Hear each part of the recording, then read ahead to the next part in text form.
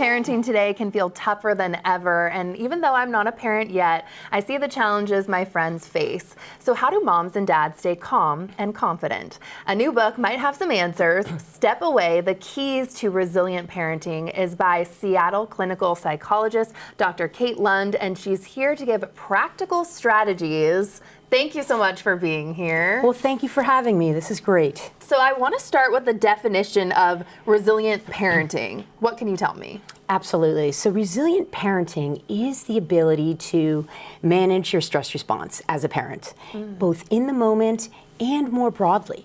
And beyond that, it's integrating tools and strategies into your day-to-day such that you're optimizing your own sense of well-being as a parent. Definitely. And what made right now the perfect time to want to write Step Away? Well, parents out there are stressed. I'm a parent. I've got 18-year-old twin boys, so I've gone through the continuum of different developmental phases.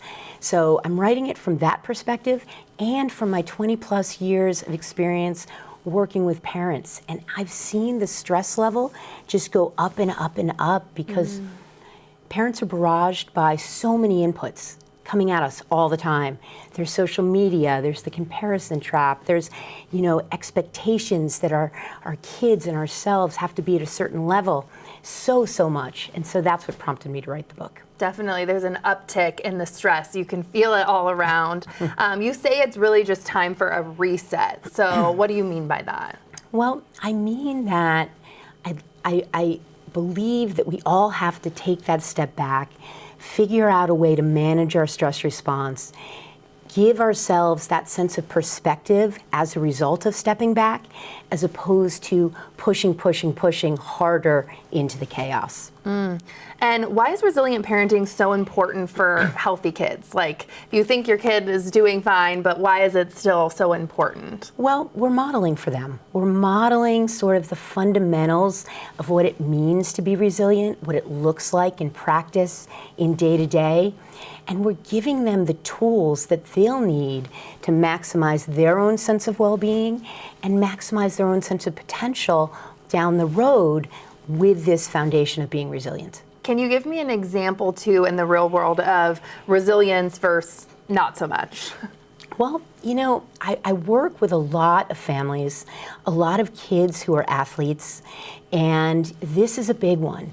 The kid has done everything right to make the team, to be at their best, and then they don't make the team. And so that's a huge disappointment, right? That they're then going to have to sit with. And when a kid is resilient, they're able to sit with that disappointment, sit with those feelings, and then they're going to be able to shift gears. Might take some time. It's easier said than done. And for us as parents, to sit with that process is so important. When perhaps a child isn't quite as resilient yet, a parent isn't quite as resilient yet, there might be a sense of shutdown, giving up. Why do this again? So it's that ability to get back up, try something from another angle, and move forward despite the challenge. That makes perfect sense, too. If you're like a helicopter parent and you're always trying to help the situation, you need them to kind of breathe for a moment.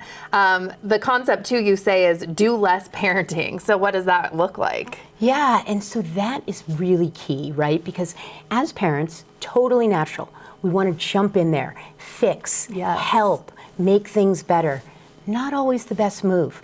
It's really important to be able to connect with our child on a human level, authentic human level, and just kind of sit with those emotions, help them to sit with those emotions.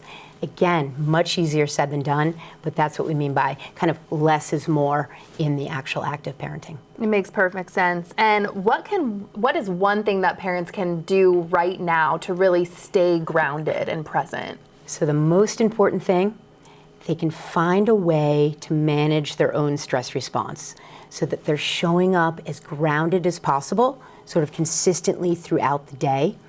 And I love a technique called the relaxation response that was developed by a physician in Boston in the 1970s named Herbert Benson. Super simple. You come up with a word or a phrase that you find soothing, and you just breathe. And I have folks practice 5 minutes in the morning, 5 minutes at the end of the day, kind of bookending the day, so that they start to internalize what that level of feeling is like. And you can take it around in your back pocket. You know, going into a stressful meeting, you have a stressful encounter with your child, you can reset in a minute using this technique. I think I need to use that technique in my day-to-day. That's very good advice.